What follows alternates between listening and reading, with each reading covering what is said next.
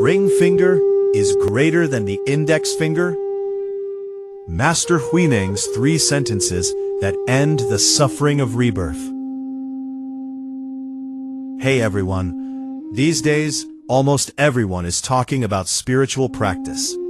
Meditation, sutras, energy work, retreats.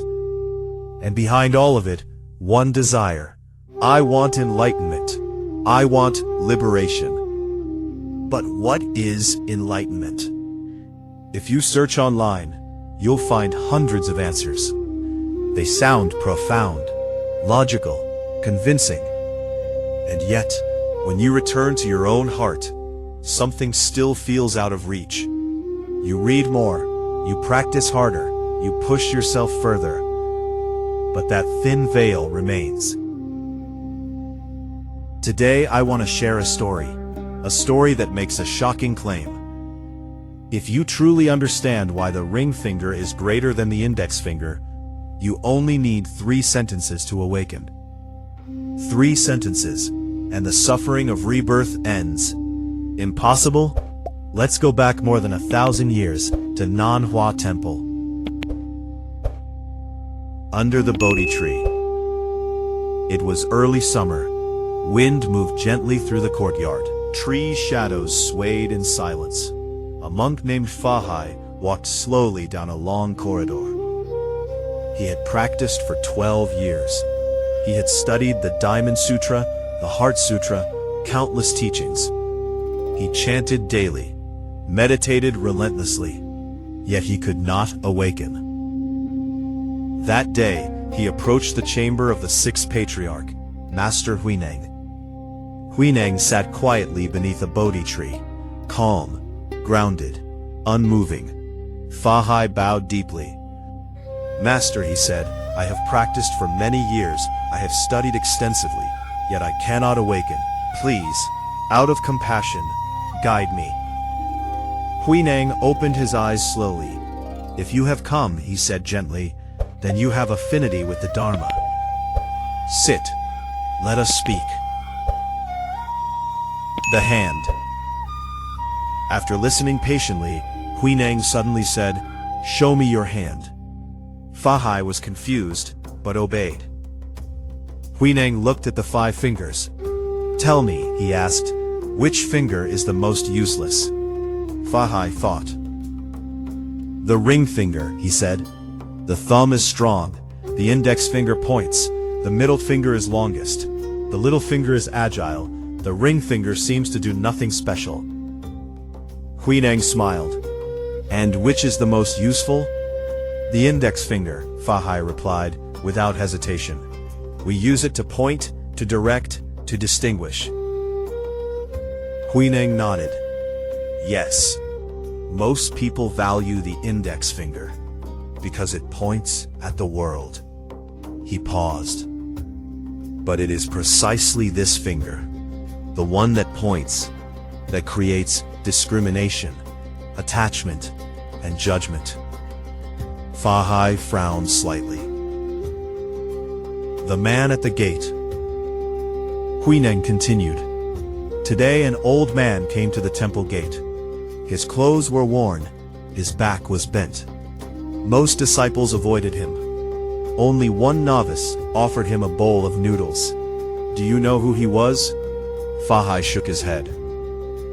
He was once the imperial preceptor of the Tang dynasty, Huineng said quietly. He left court life and now lives in seclusion. The disciples judged him by appearance. They used their index finger mind. Fahai felt something shift inside. So we should not judge by appearances? That is only the surface, Huineng replied softly. The deeper problem is this. You are attached to awakening itself. Fahai was stunned. The fist. Clench your fist, Huineng said. Fahai did. Now extend only your index finger. Fahai tried. But the ring finger lifted slightly with it. Huineng spoke slowly. You see? The useless ring finger is connected to the useful index finger. They rise together. that which seems to have no function, silently supports everything. Fa felt the teaching pressing against his understanding. The two verses. Huineng then said, "In this temple, there was once a respected monk named Shenshu. Everyone believed he would inherit the Dharma. He wrote, 'The body is the Bodhi tree, the mind a mirror bright. Polish it diligently, let no dust alight.' It was praised by all." Huineng continued calmly, "At that time, I was illiterate, but after hearing it recited, I asked someone to write my verse beside it. Bodhi originally has no tree. The mirror also has no stand.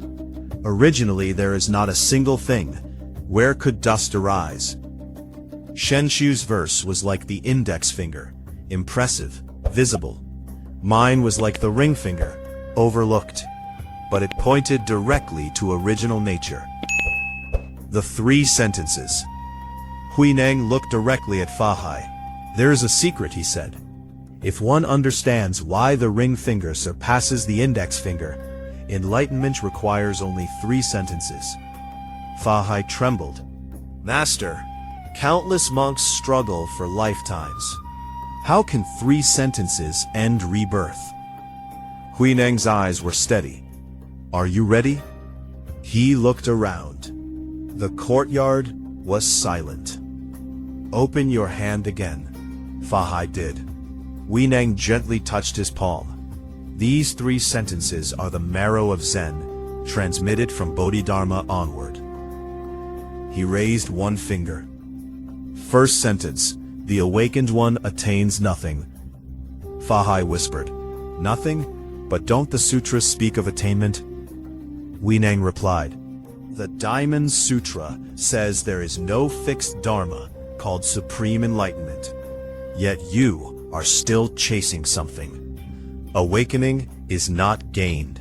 The idea of gaining is what obscures your Buddha nature. The ring finger does not try to be useful, yet it supports the whole hand.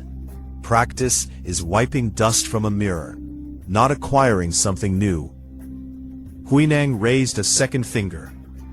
Second sentence, "The clear mind abides nowhere."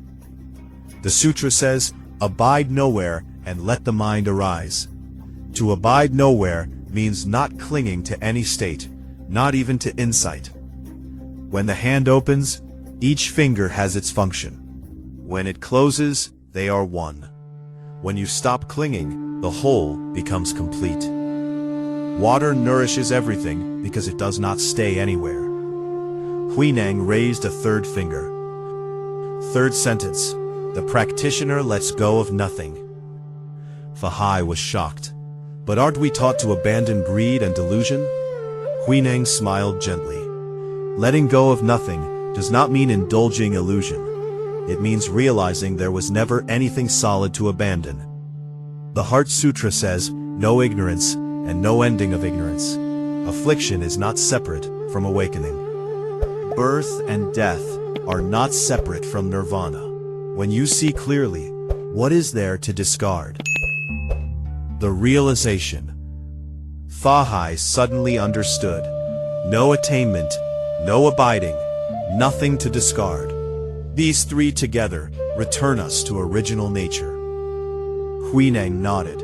The ring finger surpasses the index finger because it does not compete, does not point, does not divide.